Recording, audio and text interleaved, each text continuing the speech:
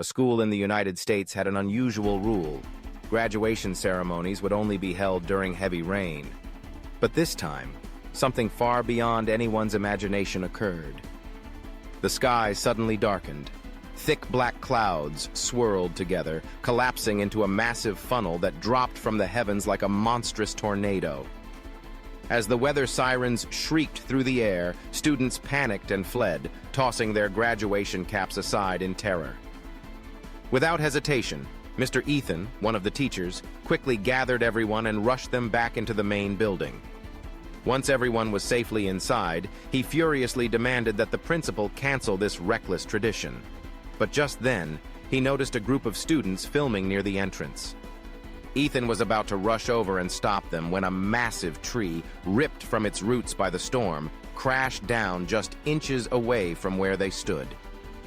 In that moment, Ethan realized the tornado had officially breached the school grounds. His voice boomed down the hallways, commanding everyone to seek shelter immediately. Chaos erupted. No one knew where was safe. Amid the confusion, Ethan took charge of a small group and led them into a corridor, ordering them to press against the wall, stay low, remain silent, and prepare for the worst. A faint breeze slipped into the hallway. Then stronger gusts followed, each one heavier, more violent than the last. Hearts pounded. Breaths were held. Suddenly, a fierce gust tore the door open with a deafening slam.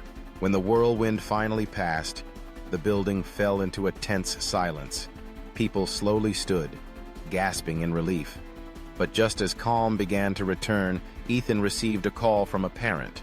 2 students who skipped the ceremony were now trapped inside an abandoned factory. Ethan immediately tried to call them, but the only response was a hollow roar of wind. His gut tightened. They were in serious danger. Without a second thought, he dashed outside, weaving through wreckage and debris to reach the factory. But before he got there, a sight stopped him cold. A second tornado had appeared directly overhead. It slithered across the road like a living beast, hurtling toward his car. He spotted a group of people rushing into a nearby cafe for shelter and quickly pulled over to follow them inside. Out of nowhere, a car came crashing down from the sky, landing right in front of him. Then Ethan saw her, a woman caught in the storm's grip, being lifted off the ground by the merciless wind. Without thinking, he lunged forward, grabbed her hand, and held on tight before she could be swept away. Inside the cafe, everyone watched in breathless horror, hearts clenched in helpless silence. Fortunately, the tornado didn't last long. Both Ethan and the woman survived by a hair's breadth. After catching her breath, the woman, whose name was Ellie, learned that Mr. Ethan was on his way to rescue students. Grateful, she offered him a ride.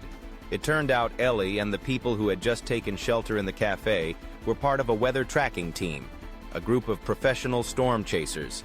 They were equipped with wind-resistant vehicles and advanced meteorological instruments. During the drive, Ethan learned that Ellie had studied tornadoes for years and was now leading the team monitoring atmospheric changes.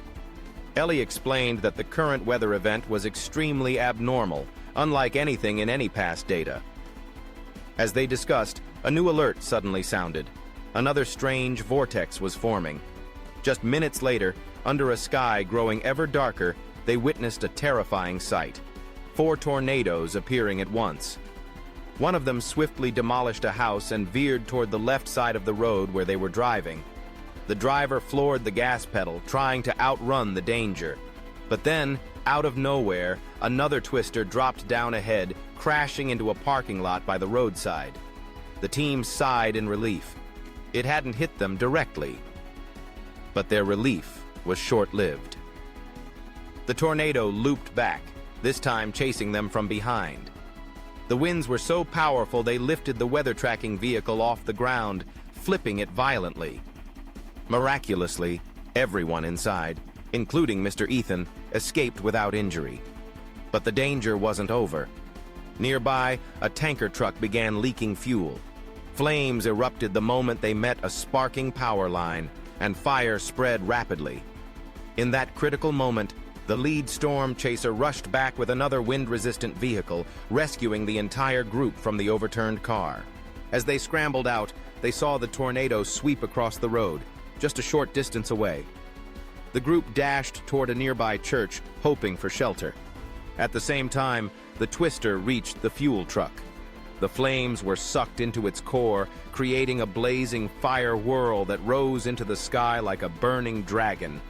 But while everyone else scrambled for safety, one member of the storm-chasing team, driven by greed and the thrill of capturing rare footage, ran back toward the inferno, determined to film it up close. Ignoring the shouted warnings, he inched closer and closer. Then, just as his camera was pulled into the heart of the vortex, he froze, realizing too late that the situation had spiraled out of control.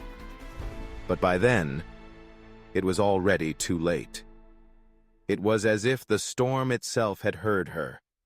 A blinding flash tore through the sky, followed by a deafening crack. The room plunged into darkness as the power went out. All around them, cell phones buzzed, sparked, and died, fried by a sudden electromagnetic surge. Then came the unmistakable sound, a deep, growling roar, growing louder by the second. Everyone froze. Ellie turned pale. "The vortex is right above us," she whispered. Suddenly, the windows blew inwards with a shriek, showering glass across the floor. Papers flew, doors slammed open and shut, and the building groaned under invisible pressure. The supposed safe shelter was about to become a death trap. Ethan grabbed a megaphone from the emergency kit and shouted over the chaos, "Everyone to the basement, now!" Panic erupted. Students and teachers scrambled as the roar intensified. Ellie and a few others guided them down the stairwell using flashlights to cut through the darkness. Dust fell from the ceiling. Somewhere, a beam cracked. Ethan waited at the top of the stairs, urging the last few stragglers to hurry. A gust of wind slammed the front doors open, revealing a swirling wall of debris in the distance. An unnatural monster of wind and destruction. The tornado was here. As the final students made it down, Ethan took one last look at the empty hallway. Then he descended into the dark with them, just as the building began to tremble from the storm's wrath. The super tornado had arrived, and it wasn't going to be merciful. A high-voltage power pole ahead suddenly collapsed, torn down by the tornado, crashing onto the road and forcing all the vehicles behind to slam on their brakes in chaos. Alarmed, Mr. Ethan jumped out of the car to assess the situation.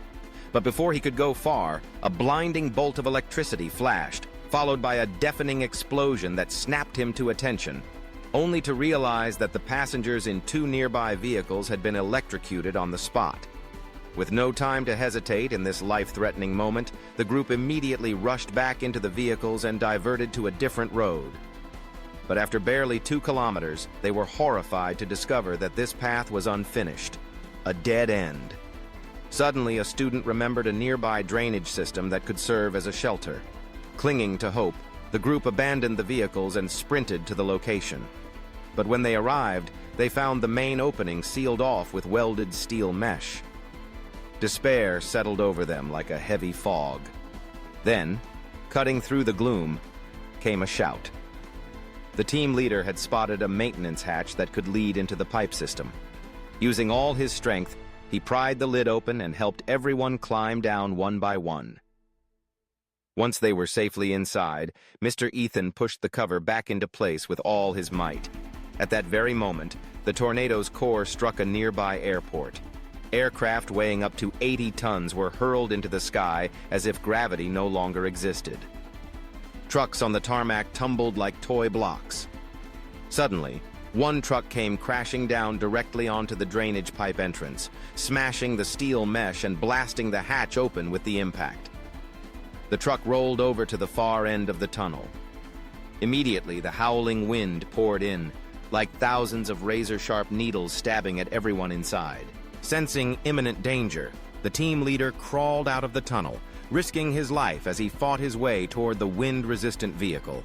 Straining against the gusts, he opened the driver's side door, climbed in, and drove the vehicle into position. right over the breached mesh at the tunnel's entrance. Before anyone could fully grasp what he was doing, a student was suddenly swept up by the wind.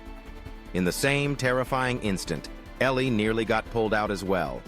When they looked back, they saw the team leader had maneuvered the storm-resistant vehicle to shield the broken section of the mesh.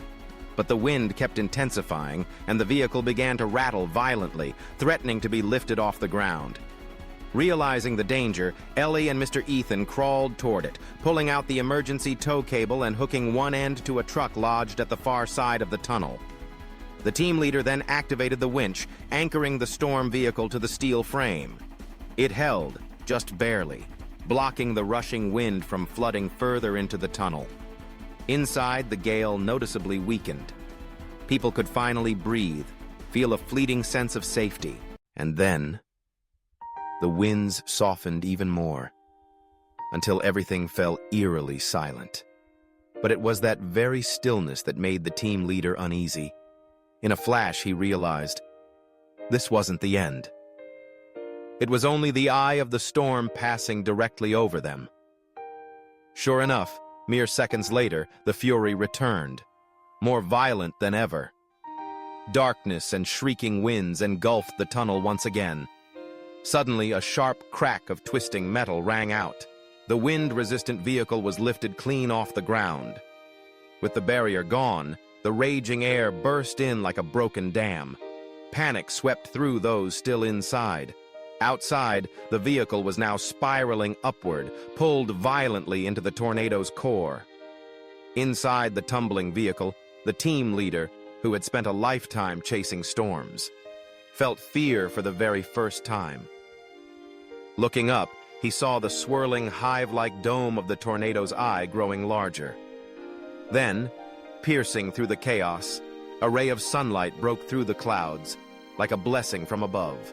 In that moment, he understood life's true meaning didn't lie in chasing fleeting triumphs, but in every precious second of simply being alive, in feeling the quiet beauty of existence. The vast blue sky, the untouched white clouds, they signaled the storm was finally passing. And then, he fell, from over 5,000 meters above. As the dark clouds gradually dissolved, gentle sunlight poured back into the tunnel. Mr. Ethan and the others had miraculously survived the disaster. But when they returned to the land they once knew, everything had been reduced to ruins and rubble. Still, not one of them felt hopeless.